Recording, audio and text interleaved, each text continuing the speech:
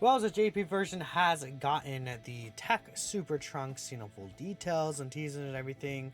Global has gotten a couple of details with the upcoming part 3, the anniversary, that I feel like it is important to cover, right? 8th anniversary is still going pretty strong on global, and like upcoming will be like blue fusions and things like that. We'll talk about everything together here.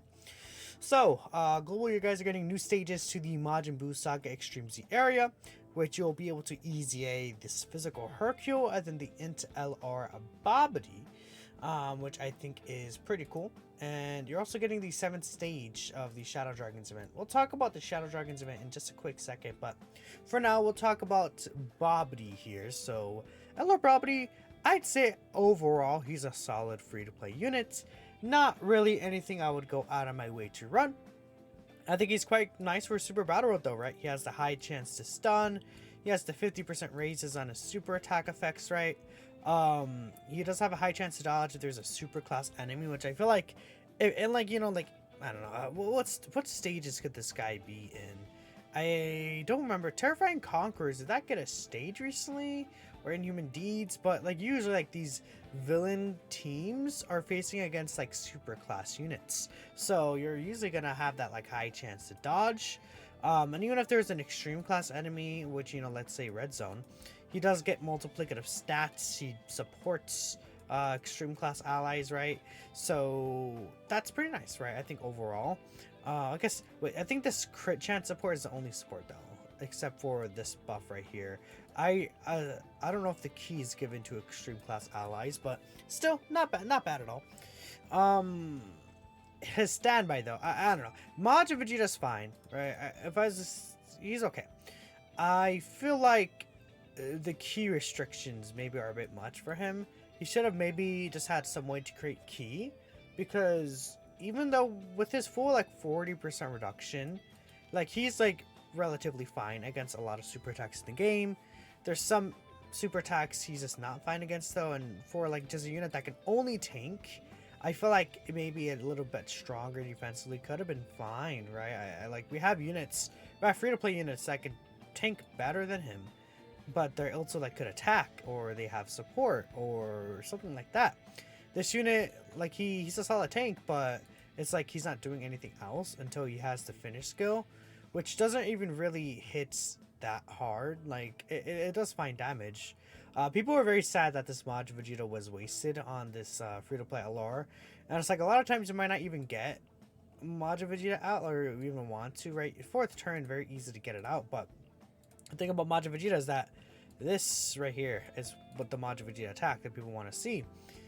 But this is the stronger one, and it's the one you're probably going to get most of the time, especially because you want to give this guy as much key as possible. At least 15 key is ideal, but yeah, I don't know. A lot of people defend this guy. I think that he could have been better, is all I'm saying, right? Even if he was able to actually attack, I think that would make people feel a lot better. If he had actual like super attacks, and you see Majin Vegeta, you could actually play with Majin Vegeta, because you can't, like, it's really just Majin Vegeta defending. And then the stab animation is cool, but again, you can't get the finish attack, right? With Majin Vegeta most of the time, so. And if you do, you're just like hurting yourself from winning. It's a very I don't know. I feel like it's kind of weird. This probably should have just been Majin Buu instead of Majin Vegeta. So Hercule here, he's okay too, right? I wouldn't say he's fine.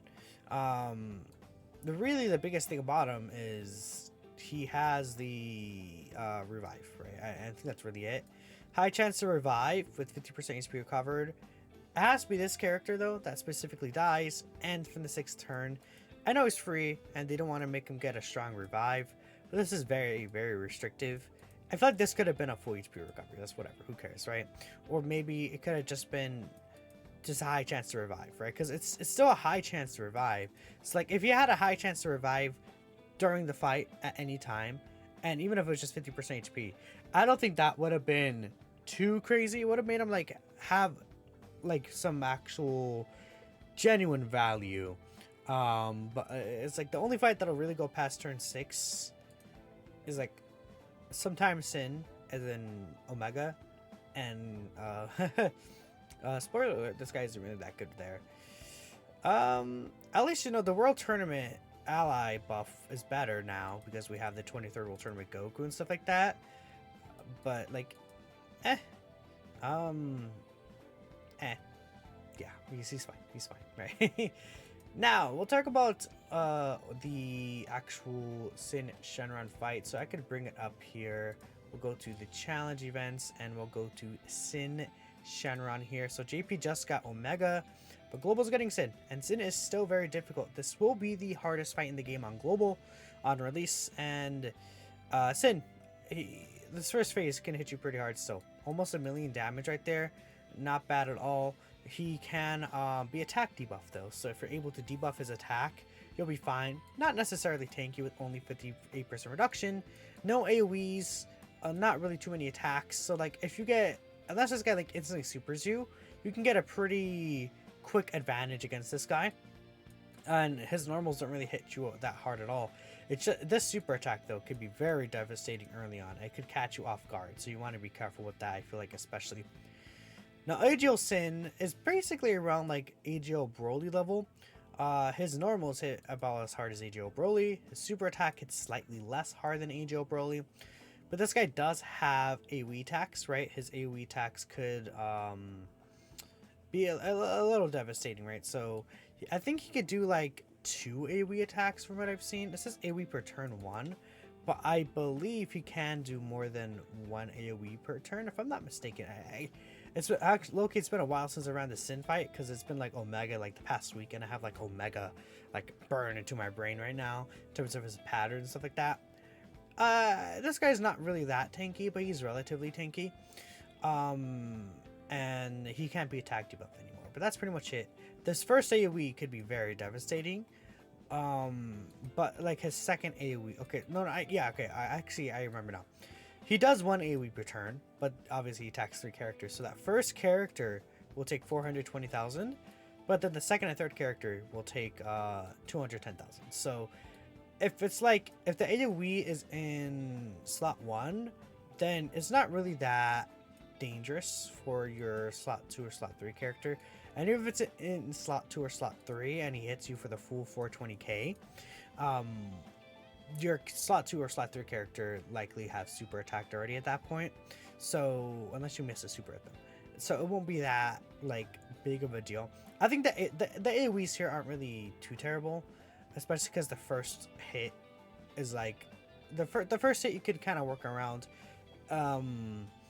But yeah, because usually if like the AoE's in slot 1, he attacks your slot 1 character first, right? Or if the AoE's in slot 2, he attacks your slot 2 character first. He won't ever like attack the slot 3 character first and hit him with this full damage before they super, right? But this guy is difficult. He can one-shot you in a lot of situations, and you could just get very aggravated by this guy. Now this physical Sin, quite dangerous. His AoEs do the same amount of damage no matter what. So he could do 3 AoEs per turn instead of 1, and they all hit for 480k damage, which is very dangerous. That means that your slot 3 unit could just take 480k damage before they super, right? And you're just like, oh, well, that's very devastating in terms of your damage that you'll take, right? His normal attacks also do 480k, which I think these normals are the highest in the game on global. Sin hits a little harder. I mean, not Sin, Omega hits a little harder, right? But if we take a look at, let me actually bring it up, right? We'll bring up Metal Cooler Core. We'll bring up, who's another one? Cell Max. Well, yeah, we'll bring up Cell Max and Metal Cooler Core. Where is the Cell Max one, right? We could see Cell Max. I don't think his normals hit as hard, if I'm not mistaken. No, his normals do hit hard. My apologies. Okay, 530k. And I think Cooler Core, before he supers, it doesn't, but after he supers, it does. So there are 2 bosses that do hit you technically harder than normals, but again, this guy's AoEing you. So, you know, your third slot character is going to take a lot of damage from these normals. He could do 10 attacks per turn. He has a cooldown of 5 on a super attack. 1.34 million damage on a super attack, right? But this also has a 40% debuff. It could be very devastating against characters you don't stack. Because let's say your character has 1,000,000 defense, he'll wipe away 40% of that defense. Like, given it, again, not counting any like super attack effect where you raise your defense, because Anytime you raise your defense and your super attack effects, that cannot be debuffed by the Sin event, right? So, or just any boss in general lowers your defense. It's only the base defense from your passive that gets lowered. So let's say, again, if a character has a million defense in their passive, they get super at slot 1, they would essentially get their defense lowered to 600k, right? Because he's taking away 40% defense.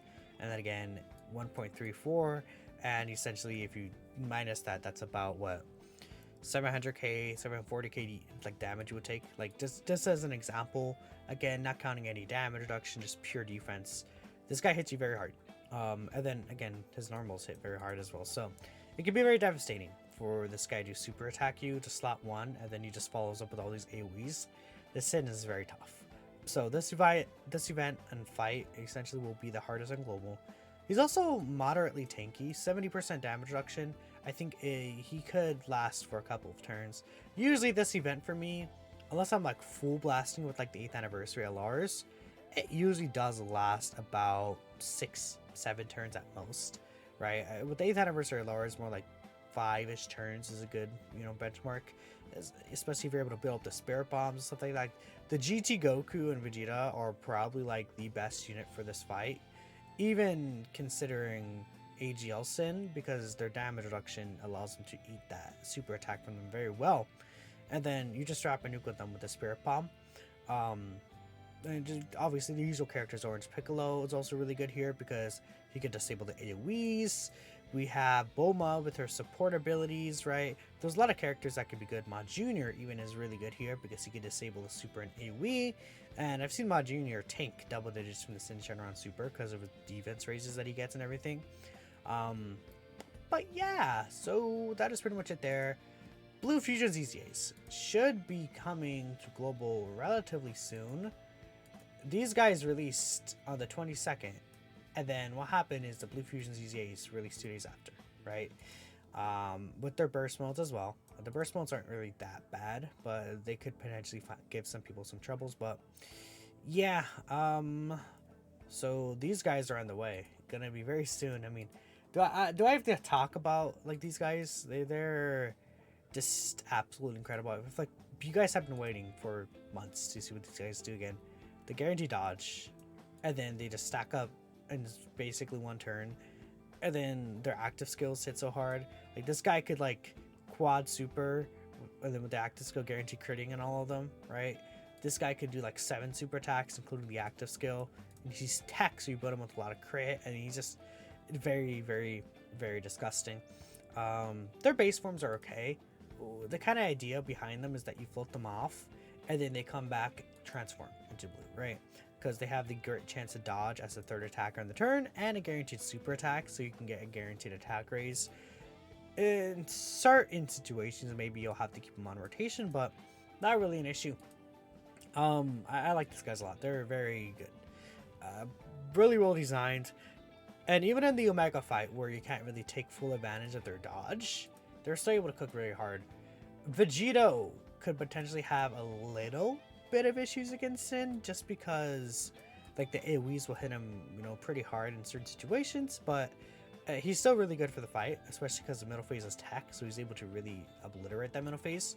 Gogeta Blue is really good for Sin, obviously because he has type advantage at the end, but since he's super effective or critting, depending on if he had 24 key or not, he also demolishes the middle phase, and he guaranteed dodges basically when you get to AGL Sin. So I like these guys a lot, right? Very, very strong units. I still think they're easily top 10 units in the game. I'm not sure if I would say top 5 anymore, but I think that they're easily top 10 units in the game. And yeah, there's one last thing. This event here, this will come out a few days after, right? You see it came out on the 28th. So it'll come out the week after, but it is still part of part 3. This event gives you about 88 stones, and you got all the special equipment. So if you haven't used equipment on these guys, do not use equipment on them, because you will get special equipment for the 5th anniversary characters from this event, and you don't want to use that. You want to use this equipment if you can, I think, for the most part. Maybe the gold ones you don't have to use, but like I think the silver one will be pretty good for both of them. But yeah, that's it for me. Part 3, basically a full overview. Let me know what you guys are thinking, if you're excited for part 3, and we'll catch you next time. Peace out.